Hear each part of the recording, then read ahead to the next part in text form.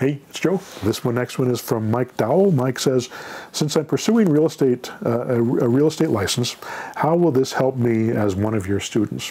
Could I use my future license with any potential California investors in conjunction with your program who may require real estate assistance? Yeah, that's the beauty of the Automarketer for agents. It gives you, you've already got a lot of options using all the structures that I teach you. But if you can also list a property for a seller, now you've got that other option that you can give them.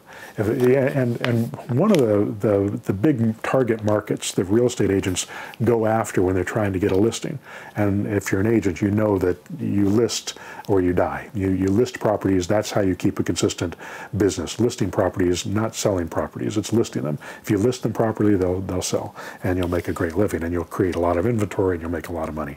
So you want to focus on listings. But you have to find a way to get to those people. And one of the best target markets to go after are people that are for sale by owners. Eventually, 85 to 95% of for sale by owners either take their property off the market or they list it with a real estate agent. So if you're the first agent that they talk to and they build a relationship with, you're going to be better off. So a lot of real estate agents go after for sale by owners and say, hey, I'll give you a free market analysis of your home, which is fine. But most for sale by owners aren't that excited about talking to real estate agents. They don't want to pay a real estate agent. That's why they're doing for sale by owner. And you know, if they're capable of listing, some of them aren't capable of listing. That's why they're doing for sale by owner, and they just can't hire an agent.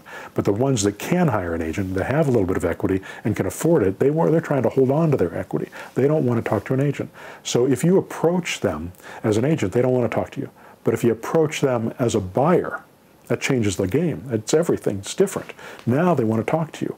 If you say, I'd like to buy your property, rent to buy, would you consider that? Now there's a possibility that they would do that with you. And then when you're having that discussion with them, what you're going to do is lay out their options. You're going to show them the different ways that they can do this. And if you've got the Automarketer, by the way, and you go into any of the lead sheets, there's a link to the left side on the lead sheet that says seller options, and it breaks down all the seller options that are available. And there's 8 or 10 of them, 8 or 10 different seller options that every deal has. And you can look at the options that particular person has for that particular property. You can explain it to them, and then if you're an agent, you can also say, well, you could also list it with me. You know, here's what it would cost to do that. And by then, you started to develop a relationship with these people. You may be the first agent they've talked to, or you may be the most competent agent. Plus, you've given them an option that if you don't sell it as a listing, if you don't get your X amount of dollars, and let's say we list it for a month or 2 months, and it's not sold, and you want to do it, you want to get rid of it right away, we'll do a lease option, we'll get rid of it in 30 days, and you'll be fine, and you can move into the next property, and I'll even help you find that next property. So you can offer so many more things to them if you have a license.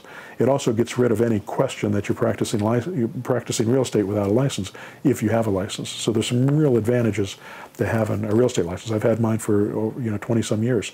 I just finished my continuing education to continue to keep my broker's license. I now have a principal broker's license, which again I've had for many years. But with that said, I should also say that if you don't have a license and you haven't started that process, that you don't have to start it. That can be very distracting, it can be very expensive, and it can be very time consuming. Whereas you could be out there, just go out there and make some money, get some deals going. Once you get some deals going, doing it the way that I teach, which is legal, then later on, maybe you can get a license after that and get your process going after that. All over the country, the requirements for getting a license are going up. It's getting more and more difficult. It's becoming, more and more an old boys, an old boys club, and you have to be a member to work in their city. And I understand that they want people to be more educated. They want people to, do this more reliably, more honestly, more ethically. But I've been in this business for a very long time, and I can tell you that 99% of the agents that I've worked with over the years have been good, ethical, honorable people that are just trying to do the right thing. They want to make a living, but they also are trying to serve their clients. And I've run into a few that are some real doozies, but most of the people out there, most of the agents out there are doing a good job. And if you do that as an investor, then you probably won't have the problems that some of the people that rub people the wrong way will have. So don't get an agent. My suggestion is don't get a license unless you're already on that path and you already want to do that. If you have a license, hold on to it, keep it, because it can be real valuable to it. And eventually, as you do this, 6 months, a year, 2 years from now, as you're making money, as you're building the business, it probably does make sense for you to get a license. But we're working in multiple states. So if you get a license and you try to get one in every state that you're working in, it's going to be difficult to do that. It's going to be hard to keep up with all the continuing education because most of the states are not reciprocal with other states. And that's going to make it more difficult for you to maintain licenses in all those different states.